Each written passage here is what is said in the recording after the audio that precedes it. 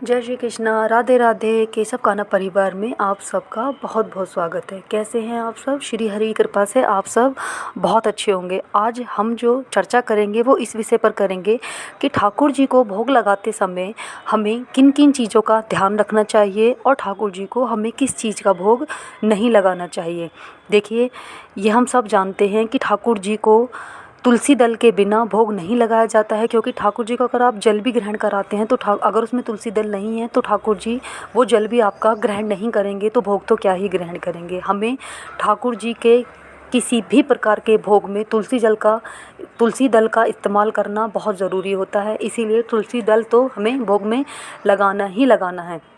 आइए बात करते हैं कि ठाकुर जी को सब्जियों में किस चीज़ का भोग नहीं लगता है। ठाकुर जी को मशरूम, मूली, गाजर, बैंगन, कटहल आदि का भोग नहीं लगाया जाता है, क्योंकि इन सब की जो प्रवृत्ति होती है वो तामसिक होती है। वैसे तो हम सब ने ठाकुर जी को अज्ञानतावश गाजर का हलवे का भोग लगभग सभी ने लगाया ही होगा। जब तक हमें ज्ञान नहीं होता है तो अगर हम कोई भी कार्य अनजाने में करते हैं तो उसकी तो प्रभु हमें क्षमा दे ही देते हैं, लेकिन अगर हम एक बार जान जाते हैं तो वो गलती हमें दोबारा से नहीं करनी चाहिए। इसीलिए ठाकुर जी को गाजर का भोग भी नहीं लगाया जाता है।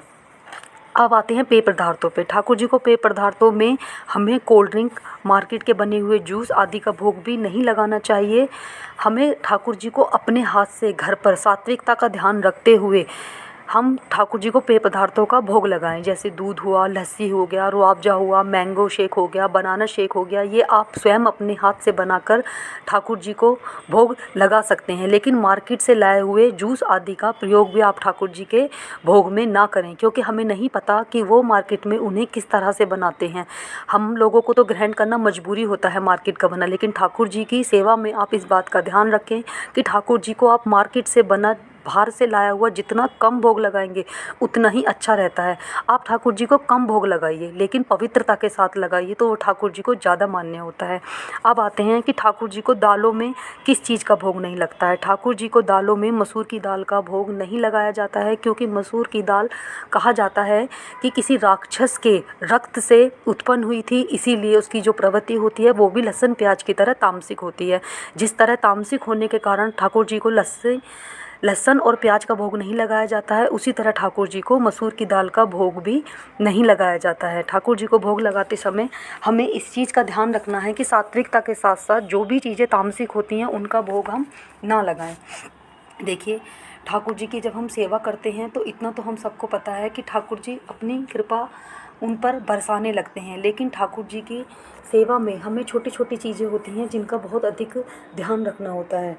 ठाकुर जी को हम बाल रूप में सेवा करते हैं। लड्डू गोपाल एक छोटे बच्चे जैसे होते हैं जिनकी सेवा हमें छोटे बच्चे की तरह करनी होती है। ठाकुर जी को जल ग्रहण कराना, ठाकुर जी को दूध ग्रहण कराना, ठाकुर जी को विश्राम कराना, ठाकुर जी को भोग लगाना, ये सब तो हम सेवा करते ही करते हैं। लेकिन ठाकुर जी की भोग सेवा में हमसे कोई ऐसा अपराध ना हो, हमसे कोई ऐसी तामसिक चीज़ का भोग ना लगे जिससे हमें पुण्य के उपेक्षा हमें अपराध हमसे हो जाए। इसीलिए ठाकुर जी को भोग लगाते समय सात्विकता का और पवित्रता का पूरा ध्यान रखें।